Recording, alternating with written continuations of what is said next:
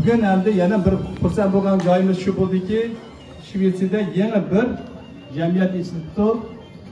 Albatta biz hammalar to'g'ri tushunishimiz kerak. Biz demokratik mamlakatda yashayapmiz. Bir demokratik mamlakatda har turli fikrlar bo'ladi. Bir demokratik mamlakatda har turli partiyalar bo'ladi. Shunga o'xshash bizda ham xuddi shu prinsip asosida yana bir jamiyat ichida. Bu faqat buningga biz xursand bo'lamiz va tabriklaymiz. İkinchidan, bu jamiyat undaq osmondan tushib qolgan jamiyat emas. Bu jamiyat mashada qancha yil biz faoliyat o'tkazayotgan bo'lsak, shu faoliyatda bo'lgan odamlar shu jamiyatda qatnashibdi. Tunugunda kelib, mayada jamiyat qurgan emas. Endi uni to'g'ri tushunishimiz kerak. Biz har qanday jamiyatda shu Shvetsiyadagi qanday jamiyat bo'lsa, shunga biz tayyor, ularni qo'llashga tayyormiz. Har qanday jamiyat namoyish qilgan bo'lsa, shunga chiqamiz. Har qanday namoyish bo'lsa, so'rovlarni o'rtasa, shu so'rovlarda qatnashamiz. Bizning maqsadimiz faqat o'zimizning Uyg'ur millatimizning davosiga ega bo'lish. Shunday faqat.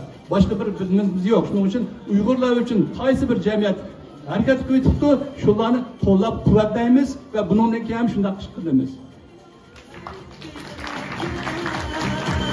Hozir birinchidan Baxtigul xonim.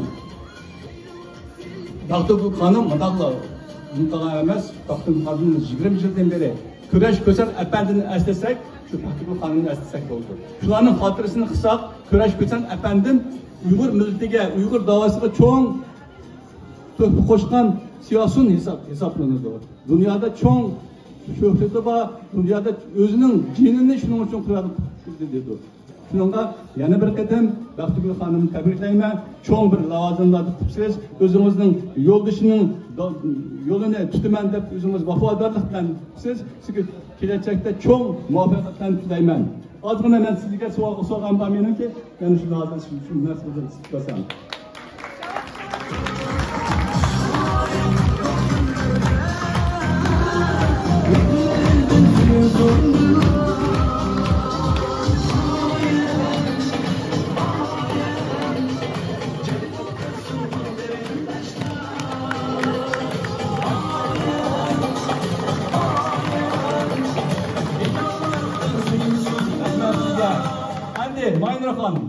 Maynur Hanım kim?